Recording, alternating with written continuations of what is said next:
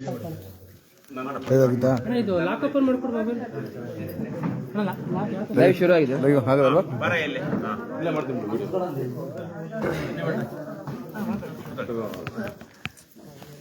ಎಲ್ಲ ನಮ್ಮ ಸಮಸ್ತ ಸೇರಿರ್ತಕ್ಕಂಥ ಎಲ್ಲ ನಮ್ಮ ಮಿತ್ರರಿಗೆ ಇವತ್ತು ನಮ್ಮ ಶಿವಗಂಗೆ ಗ್ರಾಮಕ್ಕೆ ವಿಶೇಷವಾಗಿ ಎಚ್ಚದೆಯ KRS ಪಕ್ಷದ ನಾಯಕರಾದಂಥ ಹೋರಾಟಗಾರರಾದಂಥ ಮತ್ತು ಅಂಬೇಡ್ಕರ್ ಅವರ ಅಪ್ಪಟ ಅಭಿಮಾನಿಗಳಾದಂಥ ನಮ್ಮ ರವಿಕೃಷ್ಣ ರೆಡ್ಡಿ ಅವರು ನಮ್ಮ ಶಿವಗಂಗೆ ಗ್ರಾಮಕ್ಕೆ ಇವತ್ತು ವಿಶೇಷವಾಗಿ ಆಗಮಿಸಿರ್ತಕ್ಕಂಥದ್ದು, ಗ್ರಾಮ ವಾಸ್ತವ್ಯ ಮಾಡ್ತಿರ್ತಕ್ಕಂಥದ್ದು ನಮಗೆ ತುಂಬ ಸಂತೋಷ. ಆದ್ದರಿಂದ ಇವತ್ತು ನಮ್ಮ ಶಿವಗಂಗೆ ಗ್ರಾಮಸ್ಥರ ಪರವಾಗಿ ಮತ್ತು ನಮ್ಮ ಶಿವಗಂಗೆ ಕಾಲೋನಿಯ ಗ್ರಾಮಸ್ಥರ ಪರವಾಗಿ ಮತ್ತು ನಮ್ಮ ದಲಿತ ಸಂಘರ್ಷ ಸಮಿತಿ ನೆಲಮಂಗಲ ತಾಲೂಕು ಶಾಖೆಯ ಪರವಾಗಿ ನಾನು ಇವತ್ತು ಅವರಿಗೆ ತುಂಬ ಹೃದಯದ ಮತ್ತು ಎಲ್ಲ KRS ಪಕ್ಷದ ಸೈನಿಕರಿಗೂ ಸಹ ನಾನು ಭೀಮ ವಂದನೆಗಳನ್ನು ಈ ಸಂದರ್ಭದಲ್ಲಿ ಸನ್ಮಾನ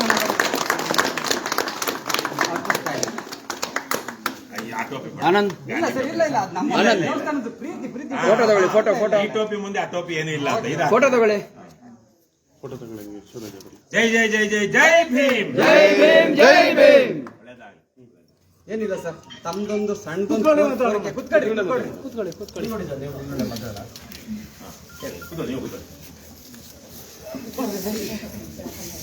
ಸರ್ ಏನಿಲ್ಲ, ನಮ್ಮ ಶಿವಗಂಗೆ ಗ್ರಾಮ ಪಂಚಾಯತಿ ವ್ಯಾಪ್ತಿಯಲ್ಲಿ ಸರ್ವೆ ನಂಬರ್ 37 ಬಾಕ್ನಲ್ಲಿ ನಮ್ಮ ದಲಿತರಿಗೋಸ್ಕರ 7 ಎಕರೆ 21 ಗುಂಟೆ ಜಾಗವನ್ನು ಸರ್ಕಾರ ಮೀಸಲಿಟ್ಟಿದೆ. ಅದಕ್ಕೆ ಸಂಬಂಧಪಟ್ಟಂತ ಒಂದು ನಿಮಿಷ 7 ಎಕರೆ 21 ಗುಂಟೆ ಇಲ್ಲ, 10 ಎಕರೆ 21 ಗುಂಟೆ ಇತ್ತು. ಅದರಲ್ಲಿ 2 ಎಕರೆ ಐಬಿಗೆ ಅಂತ ಕೊಟ್ಟಿದ್ದಾರೆ, 1 ಎಕರೆ ಯಾತ್ರಿ ನಿವಾಸ ಅಂತ ಕೊಟ್ಟಿದ್ದಾರೆ. ಆ ಯಾತ್ರಿ ನಿವಾಸ ಏನ್ಕು ಬೇಡ, ಒಂದ್ ದಿವಸನು ಇನಾಗ್ರೇಷನ್ ಮಾಡಿದವರು ಅಲ್ಲ, ಅದ್ರೊಳಗೆ ಒಂದು ಕಾರ್ಯಕ್ರಮ ಮಾಡಿದವರು ಇಲ್ಲ. ಅದ್ರಲ್ಲಿ ಅದು 3 ಎಕರೆ ವೇಸ್ಟ್ ಆಯ್ತು. ಸೇರಿ ಸರ್, ಇದು ಸುಮಾರು 80ರಿಂದ 90 ಮನೆಗಳಿದ್ದಾವೆ. ಆ 80ರಿಂದ 90 ದಲಿತ ಕುಟುಂಬಗಳ ಮನೆಯಲ್ಲಿ ಹಿಂದೆ 30-40 ವರ್ಷದ ಮುಂಚೆ 30-40-50 ಸೈಟ್ ಇತ್ತು. ಇವಾಗ ಆ ಕುಟುಂಬದಲ್ಲಿ ಏನಾಗಿದೆ ಅಂದ್ರೆ 5-6 ಜನ ಗಂಡ್ಮಕ್ಳಿದ್ದಾರೆ. ಅದರಲ್ಲಿ ಹೆಣ್ಮಕ್ಳು ಸಹ ಮದುವೆ ಮಾಡಿ ಹೊರಗಡೆ ಕೊಟ್ಟಿರೋ ಅಂತ ಗಂಡದೀರ್ ಸತ್ತೋಗಿರೋ ವಿಧವಾ ಮಕ್ಕಳುಗಳು ಸಹ ಸೇರ್ಕೊಂಡಿದ್ದಾರೆ.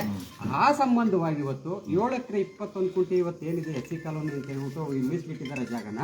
ಆ ಜಾಗನ ನಾವು ಅದನ್ನ ನಮ್ಮ ಮಾನ್ಯ ದಲಿತ ಕುಂದುಕೊರತೆ ಕಮಿಟಿ ನೆಲಮಂಗಲ ತಾಲೂಕು ಶಾಖೆಯಲ್ಲಿ ಅವತ್ತು ನಾವು ಕಮಿಟಿ ಒಳಗೆ ಆ 7 ಎಕರೆ 21 ಗುಂಟೆನ ಅದನ್ನ ಏನು DC ಅವರು ಆದೇಶ ಮಾಡಿದ್ದಾರೆ, ಆದೇಶದ ಪ್ರಕಾರ ಜಾಗನ ಗಡಿ ಗುರುತಿಸ್ಬಿಟ್ಟು ಸರ್ವೆ ಮಾಡಿ ಸ್ಕೆಚ್ ಮಾಡಿ ಬಂದೋಬಸ್ತ್ ಮಾಡ್ಕೊಡಿ.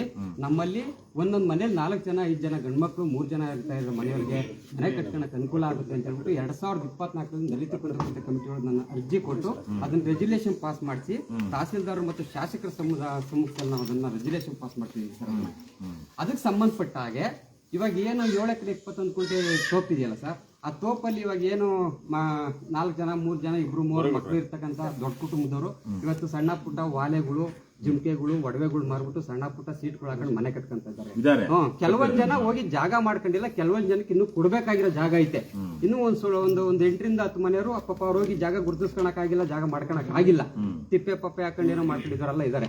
ಅವ್ರು ಗುರುತಿಸ್ಬಿಟ್ಟು ಸ್ವಾಧೀನದಲ್ಲಿದ್ದಾರೆ. ಅವ್ರನ್ನೂ ಗುರುತಿಸ್ಬಿಟ್ಟು ಅವ್ರಿಗೂ ಎಲ್ಲಾರು ಒಂದ್ ಕಡೆ ಜಾಗ ಮಾಡ್ಕೊಂಡ್ಬಿಟ್ಟು ಅವ್ರಿಗೂ ಅನುಕೂಲ ಮಾಡ್ಕೊಡೋ ಅಂತ ಜವಾಬ್ದಾರಿ ತಮ್ದಾಗಿರ್ತದೆ.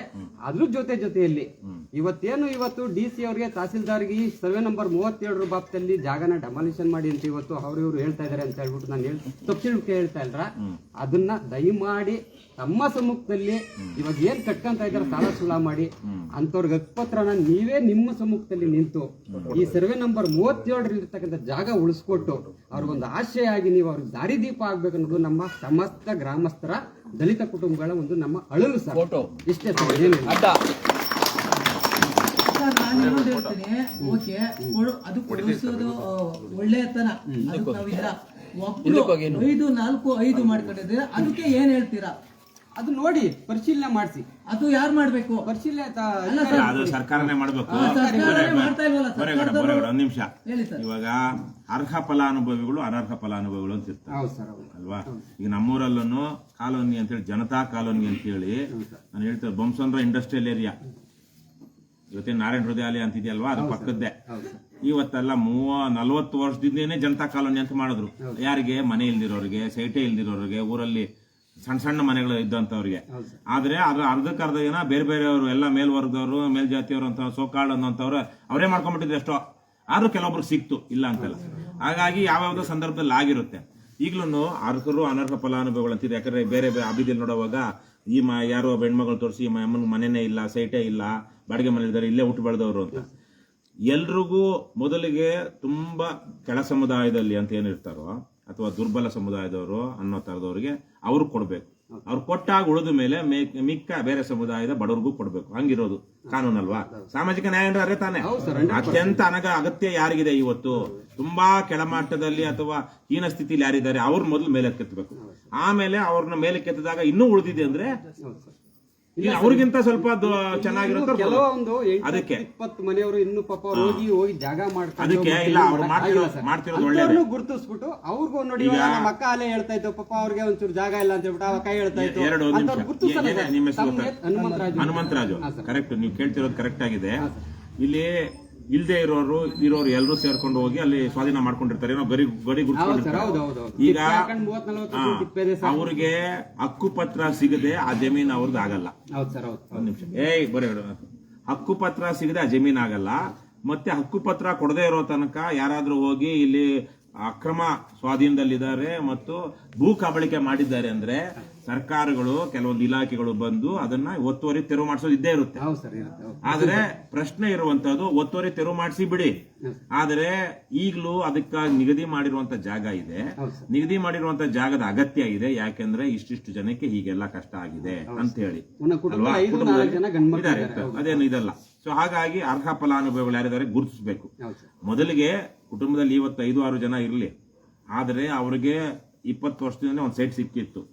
20 ವರ್ಷದಿಂದಾನು ಯಾರಿಗೂ ಸಿಗದೆ ಇರೋರು ಇರ್ತಾರಲ್ಲ, ಅವ್ರಿಗೆಲ್ಲ ಕೊಟ್ಟು. ಯಾಕಂದ್ರೆ ನಿಮ್ದು 7 ಎಕರೆ ಅಂತ ಇದ್ದೀರಾ, ಸಣ್ಣ ಪುಟ್ಟ ಜಾಗ ಅಲ್ಲ.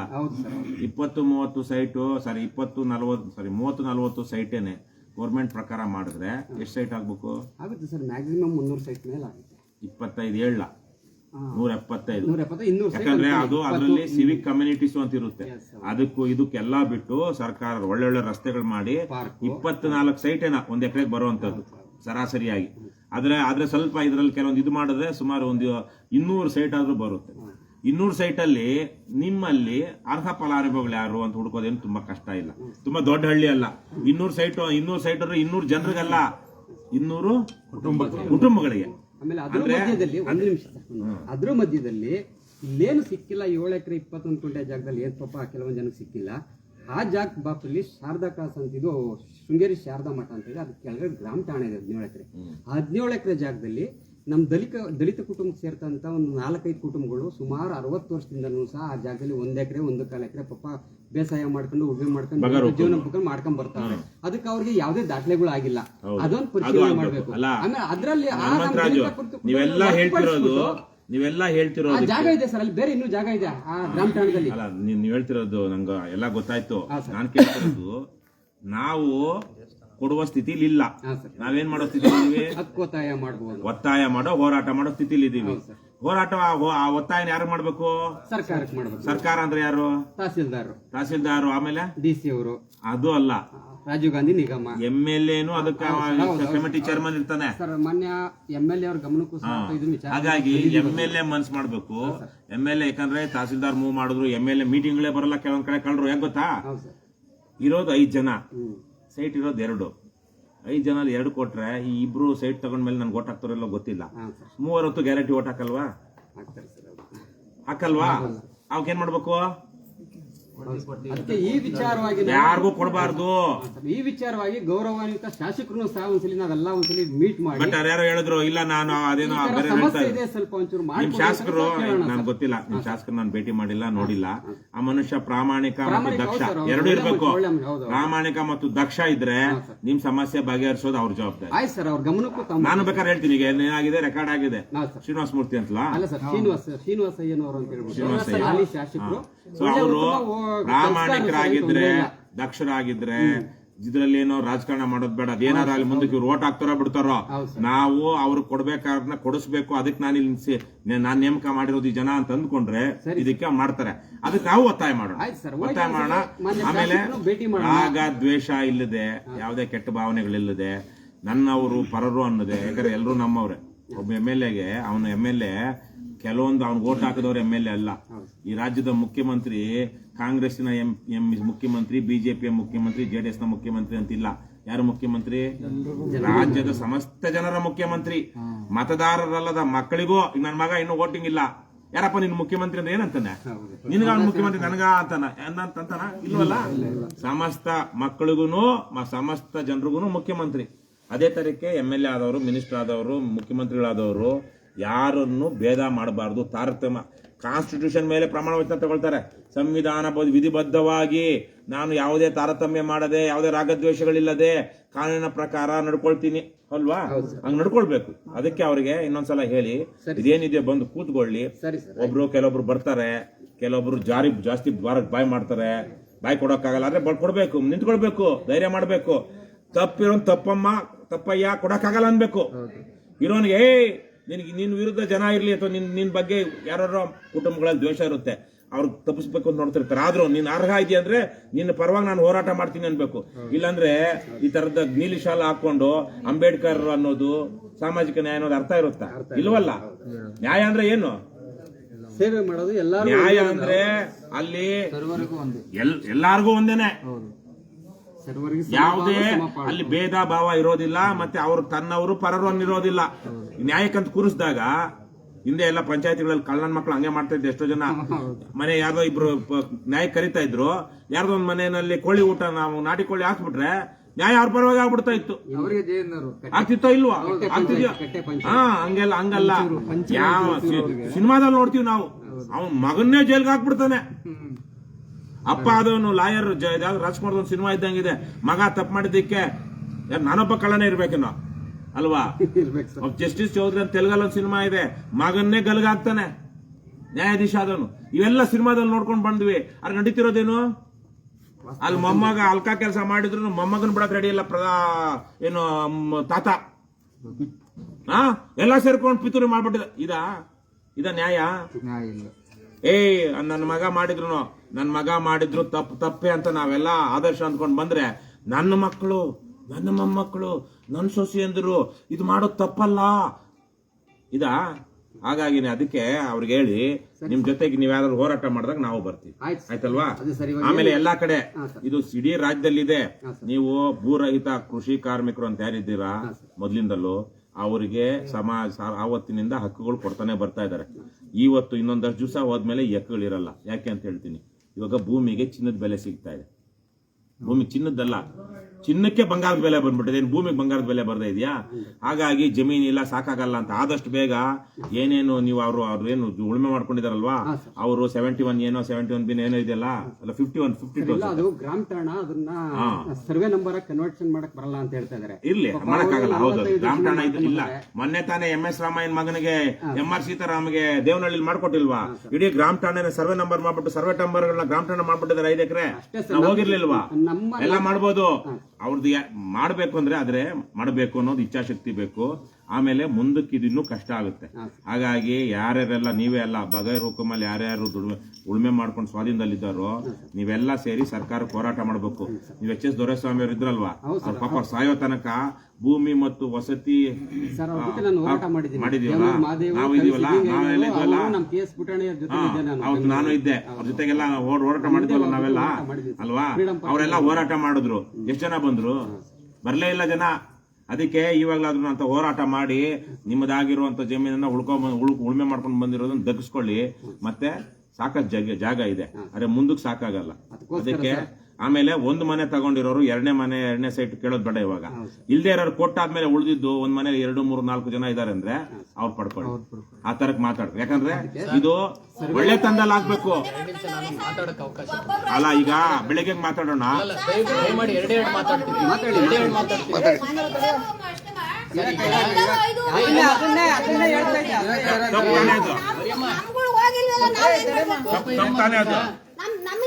ಅದಕ್ಕೆ ಸರ್, ಈಗ ಏನಾಗಿದೆ ಅಂದ್ರೆ ನಾವು ಗೌರವಾನ್ವಿತ ಶಾಸಕರನ್ನು ಸಹ ನಾವು ಭೇಟಿ ಮಾಡಿ ಇದ್ರ ಬಗ್ಗೆ ಒಂದು ಕೂಲಂಕುಷವಾಗಿ ಮಾತಾಡಬೇಕು ಅಂತ ಹೇಳ್ಬಿಟ್ಟು ಅನ್ಕೊಂಡಿದೀವಿ. ಯಾಕೆ ಹಂಗಾಗಿದೆ ಅಂತಂದ್ರೆ ಪೂರ್ತಿ ಖಾಲಿ ಜಾಗ ಇತ್ತು. ಹೋದ್ರು ಎಲ್ಲೆಲ್ಲಿ ಬೇಕೋ ಅಲ್ಲೆಲ್ಲ ಅದು ಸಿಂಧುತ್ವನ ಹೋಗ್ಲಿ. ಆಮೇಲೆ ಕಾನೂನು ರೀತಿನಲ್ಲಿ ಏನ್ ಮಾಡ್ಬೇಕು, ಫಸ್ಟ್ ನಿವೇಶನ ರೈತರ ಪಟ್ಟಿಗೆ ಸೇರಿಸಬೇಕು, ಆನ್ಲೈನ್ ಅಲ್ಲಿ ಎಂಟ್ರಿ ಆಗ್ಬೇಕು, ನಂತರ ಒಂದು ಮಾಡಬೇಕು, ಮೀಟಿಂಗ್ ಇಡಬೇಕು, ಇವ್ರು ಅರ್ಹರು ಅಲ್ವಾ ಅಂತ ತೀರ್ಮಾನ ಅನರ್ಹರ ಅಂತ ಹೇಳಿ ಅದನ್ನ ಚರ್ಚೆ ಮಾಡ್ಬೇಕು. ನಂತರ ರಾಜೀವ್ ಗಾಂಧಿ ನಿಗಮ ಹಕ್ಕುಪತ್ರ ಕೊಡ್ಬೇಕು. ಅವಾಗ ಅದು ಸಿಂಧುತ್ವ. ಇವ್ರು ಏನಿಲ್ಲ ಸರ್, ಅದಕ್ಕೆ ಇವಾಗ ಏನ್ ನಿಮ್ಮ ಹೆಸರು? ಗಂಗರಾಜ್ ಅಂತ ಹೇಳ್ಬೇಕು. ಗಂಗರಾಜ್ ತಾನೆ? ನೀವ್ ಹೇಳಿದ್ರು 100% ನ್ಯಾಯಬದ್ಧವಾಗಿದೆ. ಅದಕ್ಕೇನೆ ಇವತ್ತು ಯಾರಾದ್ರೂ ಕಂಪ್ಲೇಂಟ್ ಮಾಡಿದ್ರೆ ನಾವ್ ಒಂದ್ ಕೇಸ್ ಹಾಕಿದ್ರೆ ಸರ್ಕಾರ ನಾಳೆ ಬಂದು JCB ತಂದು ಅಲ್ಲಿ ತೆಗಿಬೇಕಾಗುತ್ತೆ. ಮಾಡ್ಲೇಬೇಕು. ಅದನ್ನೂ ಒಂದ್ ಸಮಸ್ಯೆ ಇದೆ. ನಾನು ಯಾಕೆಂತಂದ್ರೆ ನಾನೇನು ಎಲ್ಲಾರ ಪರವಾಗೂ ಹೇಳಂತ ವಿಚಾರ ಏನ್ ಗೊತ್ತಾ, ಕಾನೂನು ಚೌಕಟ್ಟಲ್ಲಿ ಮಾಡ್ಕೊಳ್ಳಿ, ತೊಂದ್ರೆ ಇಲ್ಲ. ಈಗ ಅರ್ಹನ ಅದಕ್ಕೆ ನಾನು ಹೇಳದ್ ನೀವ್ ಹೇಳಿದ್ರಲ್ವಾ, ನಾನು ಮುಂದುವರಿಸ್ತೀನಿ. ಯಾಕಂದ್ರೆ ಅಷ್ಟು ತೀರ್ಮಾನ ತಗೊಳಕ್ಕಾಗಲ್ಲ ಕೆಲವೊಂದು ಸಂದರ್ಭದಲ್ಲಿ. ಯಾಕಂದ್ರೆ ಅದ್ರಲ್ಲಿ ನಿಜಕ್ಕೂ ಅರ್ಹರಾಗಿರೋರು ಒಂದು ಜನ ಇರ್ತಾರೆ ಸರ್. ಇವ್ರೇನ್ ಮಾಡ್ತಾರೆ, ಅನರ್ಹರು ಅರ್ಹರನ್ನ ಮುಂದೆ ಇಟ್ಬಿಟ್ಟು ಇವ್ರು ಕಬಳಿಸ್ತಾರೆ. ಹಂಗಾದ್ರೆ ಅದಕ್ಕೇನೆ ಅದಕ್ಕೆ ಹಂಸಕ್ಷೀರ ಹೋಗಿ ಅಲ್ಲಿ ಕಟ್ಕೊಂಡು ವಾಸ ಇರಬೇಕು ಅನ್ನೋ ಉದ್ದೇಶ. ವಿಚಾರ ಕೇಳ್ತಾ ಇಲ್ಲ, ನಾನು ಹೇಳೋದು ಕೇಳ್ಕೊಳ್ಳಿ, ಜನರಲ್ ಆಗಿ ಹೇಳ್ತಾ ಇದೀನಿ. ಹಂಸಕ್ಷೀರ ನ್ಯಾಯ ಅಂತ ಇರುತ್ತೆ. ಏನು ಹಂಸ, ಅದು ಹಾಲು ನೀರ್ ಬೆಳೆಸ್ಬಿಟ್ರೆ ಅದನ್ನ ನನ್ಗೆ ಗೊತ್ತಿಲ್ಲ, ಹಂಗ ಮಾಡಕ್ ಸಾಧ್ಯ ಇಲ್ಲ. ಅದು ಬರೀ ಹಾಲ್ ಮಾತ್ರ ಕುಡಿಯುತ್ತೆ, ನೀರ್ ಬಿಟ್ಬಿಡುತ್ತೆ ಅಂತ. ಹಂಗಾಗುತ್ತೋ ಇಲ್ವೋ? ಆದ್ರೆ ಆಗಲ್ಲ ಅಂತ ನನ್ನ ಭಾವನೆ. ನಾನು ನೋಡಿಲ್ಲ ಮಾಡಿಲ್ಲ, ಆದ್ರೆ ಆಗಲ್ಲ ಹಂಗೆ ವೈಜ್ಞಾನಿಕವಾಗಿ. ನೀವೇ ನೋಡಿ, ನಾಳೆ ನೋಡ್ತೀವಿ, ಬೆಳಿಗ್ಗೆ ಹೋಗ್ತೀವಿ. ಏನೋ ಒಂದ್ ರಸ್ತೆ ಇಲ್ಲ, ಆಮೇಲೆ ರಸ್ತೆ ಯಾರು ಮಾಡಕ್ ಆಗಲ್ಲ. ಹಕ್ಕುಪತ್ರ ಇಲ್ಲ ಅಂದ್ಮೇಲೆ, ಲೇಔಟ್ ಅಲ್ಲ ಅಂದ್ಮೇಲೆ ಸರ್ಕಾರ ಕರೆಂಟ್ ಕೂಡ ಕೊಡೋ ಹಂಗಿಲ್ಲ ಅಲ್ವಾ? ಹಾಗಾಗಿ ಇವತ್ತಿರೋರಿಗೆ ಅದು ಗ್ಯಾರಂಟಿ ಇಲ್ಲ. ಅದಕ್ಕೆ ಅಲ್ಲಿರೋರು ನಿಜಕ್ಕೂ ಅರ್ಹರಾಗಿರೋರು ಅನರ್ಹರು ಸೇರ್ಕೊಂಡು ಹೋರಾಟ ಮಾಡಬೇಕು. ಅನರ್ಹರಿಗೆ ಸಿಗಬೇಕೋ ಇಲ್ವೋ ಅನ್ನೋದನ್ನ ಆಮೇಲೆ ತೀರ್ಮಾನ ಮಾಡೋಣ. ಆದ್ರೆ ಅರ್ಹರಿಗಂತೂ ಸಿಗ್ಬೇಕಲ್ವಾ? ಇವ್ರು ಹೇಳ್ದಂಗೆ ಒಬ್ಬೊಬ್ರು ಅದಕ್ಕೆ ನಾನೇನ್ ಹೇಳಿದೆ, ಇವ್ರು ಹೇಳಿದ್ರು ಅವಾಗ ಕೊಟ್ಟಿದ್ರು ಒಂದು, ಆದ್ರೆ ಇವತ್ತು ಮನೆ ದೊಡ್ಡದಾಗ್ಬಿಟ್ಟು 4-5 ಮಕ್ಳಾಗ್ಬಿಟ್ಟು ಸರಿ. ಆದ್ರೆ ಇವತ್ತು ಒಂದು ಸಿಗದೆ ಇರೋರ್ ಮನೆ ಇದಾರೆ, ಇವ್ರಿಗೆ ಪರಿಗಣಿಸ್ಬೇಕು, ಅವ್ರು ಪರಿಗಣಿಸ್ಬೇಕು. 2 ಸೆಟ್ ಇದಾವ, ಒಂದೇ ಸೆಟ್ ಇರೋವಾಗ ಒಂದು ಕುಟುಂಬದಲ್ಲಿ ಆಲ್ರೆಡಿ ಒಂದು 20 ವರ್ಷದ ಕೊಟ್ಟಿದ್ದಾರೆ, ಆದ್ರೆ ಇವತ್ತು ಜಾಸ್ತಿ ಜನ ಆಗ್ಬಿಟ್ಟಿದ್ದಾರೆ. ಇವ್ರ ಕುಟುಂಬಕ್ಕೆ ಇಲ್ಲಿ ತನಕ ಒಂದು ಕೊಟ್ಟಿಲ್ಲ, ಯಾರು ಕೊಡ್ಬೇಕು? ಇವ್ರು ಕೊಡ್ಬೇಕಲ್ಲ, ಅಷ್ಟೇ ನ್ಯಾಯ, ಅದಾಗ್ಬೇಕು. ಅದಕ್ಕೆ ಅಲ್ಲಿ ನಡೀತಿರ್ತಕ್ಕಂಥ ಇನ್ಸಿಡೆಂಟ್ ಏನ್ ಗೊತ್ತಾ, ನಾನು ಹೋದೆ, ಅಲ್ಲೊಂದು ತಿಪ್ಪೇನೇನೋ ಮಾಡ್ಕೊಂಡಿದ್ದೆ, ಅಲ್ಲೊಂದು 60-80ಕ್ಕೆ ನಾನು ಬೇಲಿ ಹಾಕೊಂಬಿಟ್ಟೆ ಅಂತ ನಂದು. ಈಗ ಮೊನ್ನೆ ಇದೇ ತರ ಆಗ್ಬಿಟ್ಟು ಏನಾಗಿದೆ, ಆ ಮರಿಯಮ್ಮನ ದೇವಸ್ಥಾನದಿಂದ ಆ ಕಡೆ ಮಕ್ಕೆ ಅವು ಎಲ್ಲಾನು ಹೋಗಿ ಕಡ್ಡಿಗಳು ನೆಟ್ಟಿದ್ದಾರೆ. ಅದು ಎಷ್ಟರ ಮಟ್ಟಿಗೆ ಅಸ್ತಿತ್ವಕ್ಕೆ ಬರ್ತದೆ? ಈಗ ಕಾನೂನು ಚೌಕಟ್ಟಲ್ಲಿ ಮಾಡ್ಕೊಳ್ಳಿ. ಆದ್ರೆ ಹಿಂದೆ ಹೀಗೆ ಮಾಡಿರೋರ್ಗೇನೆ ಇಲ್ಲ ಗಂಗರಾಜು, ಹಿಂದೆ ಹೀಗೆ ಮಾಡಿರೋರ್ಗೂ ಸಿಕ್ಕಿರೋದ್ರಿಂದಾನೇ ಇವ್ರು ಮಾಡ್ತಾ ಇರೋದು. ಅದಕ್ಕೆ ಸರ್ಕಾರ ಏನ್ ಮಾಡ್ಬೇಕು, ಅದಕ್ಕೆ ಅವಕಾಶ ಕೊಡ್ತೀರಾ. ಈಗ 7 ಎಕರೆ ಅಂತ ಇರೋವಾಗ ಅದನ್ನ ಸರಿಯಾಗಿ ಲೇಔಟ್ ಮಾಡಿ ನಿಮ್ಮೂರಿಗೆಲ್ಲ ಹಂಚಿದ್ರೆ ಇರೋರ್ಗು ಇಲ್ದಿರೋರು ಕೂಡ ಸಿಗ್ತಾ ಇತ್ತು ಅಲ್ವಾ? ಮಾಡ್ಲಿ ಸರ್, ತೊಂದರೆ ಇಲ್ಲ ನಮ್ಗೆ. ಇಲ್ಲಿಗೆಲ್ಲಾಗಿ ಮಾಡೋದು ಅದೆಷ್ಟು ಸರಿ. ಅದನ್ನ ನಾವು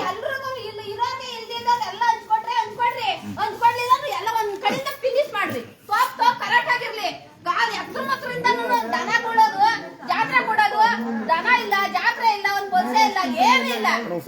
ಮರಿಯಮ್ಮ ಬಿಕಾರಿ ಕೂತ್ಕೊಳ್ಳೆ, ಇರೋರು ಇಲ್ದವ್ರು ಹೋಗಿ ಅಲ್ಲೇ ಕೂತ್ಕೊಂಡ್ರು.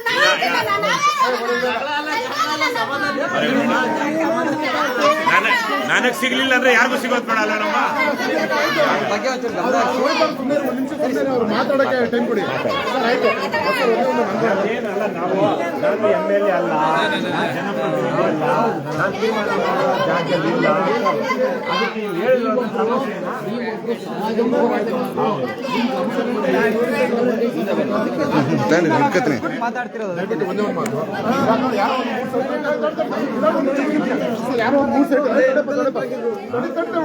ಇವಾಗ ನನ್ಗೆ ಯಾಕೋ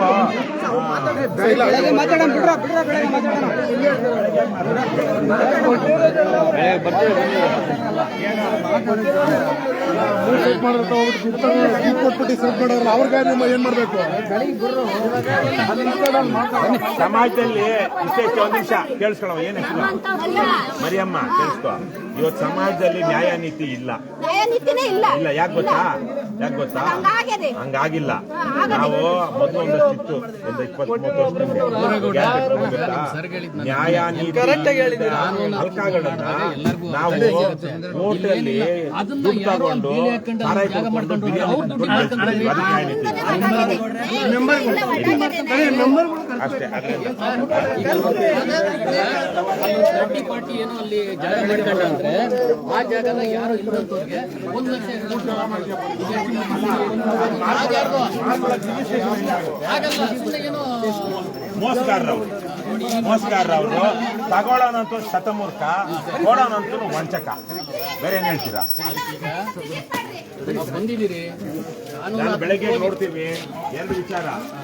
ಅಲ್ಲಿ ಬಡವರು ಇರ್ತಾರೆ, ಮತ್ತೆ ಕಳ್ಳರು ಇರ್ತಾರೆ. ಕೊಡಿ ಅನ್ನೋದನ್ನ ಖಾಲಿ ಮಾಡ್ತೀವಿ. ದುಡ್ಡು ಕೊಟ್ಟು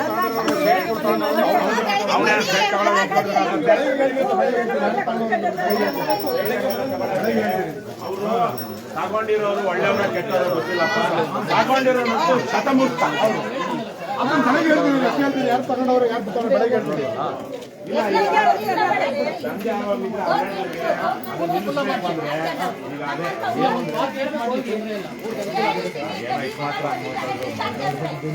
ಹೌದಾ?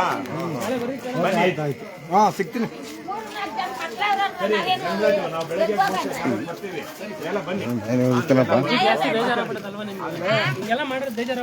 ಸರಿ ವ್ಯವಸ್ಥೆ ಸರಿ ಹೋಗುದೀರಾ? ಲಂಚ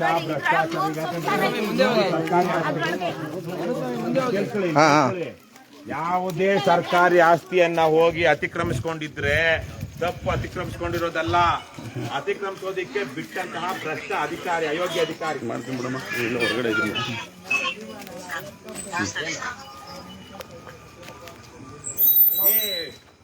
ತಂದಿ ಮನೆಗೆ ಇಲ್ಲಿ ಇನ್ನೊಂದ್ಸಲ ಬರೋಣ. ಬೆಳಿಗ್ಗೆ ಬರ್ತಾರೆ, ಬೆಳಿಗ್ಗೆ ಬೆಳಕಲ್ಲಿ ಬರ್ತಾರೆ, ಬೆಳಿಗ್ಗೆ ಬೆಳಕಲ್ಲಿ ಬರ್ತಾರೆ.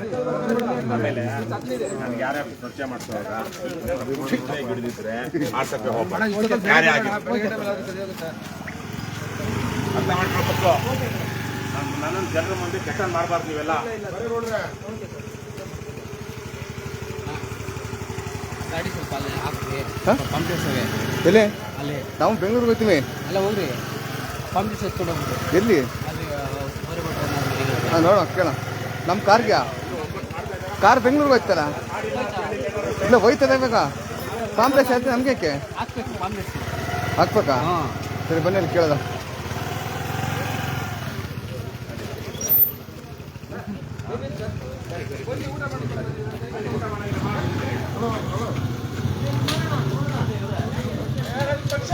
ಜೈ ಜೈ ಜೈ. ಯಾವ ಕಡೆ ಊರು? ಅದು ಸೈಡ್ ಲೇಔಟ್ ಇಲ್ಲೇ ಸರ್, ಮುಂದೆ ಇಲ್ಲೇ ಮುಂದೆ ಬೆಳಿಗ್ಗೆ ಸಿಗ್ತೇನೆ. ಇದೆಲ್ಲ ಇದೆಲ್ಲ ಸರ್ವೆ ನಂಬರ್ ರೆಗ್ಯುಲರೈಸ್ ಆಗಿರೋದು.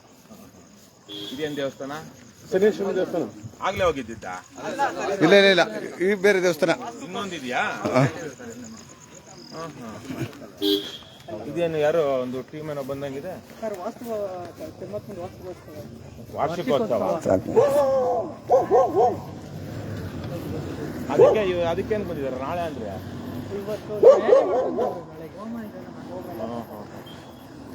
ಇವತ್ತು ಜಾಗ ಶುಕ್ರವಾರ, ನಾಳೆ ಶನಿವಾರ. ಶನಿ ದೇವಸ್ಥಾನ. ಸರ್ವ ನಂಬರದಲ್ಲೇ ಎಲ್ಲ ಕಟ್ಟೆ ಮಾಡ್ಕೊಂಡಿದಾರ. ಅವ್ರದ್ದು ಇದೇ ಊರವ್ರ?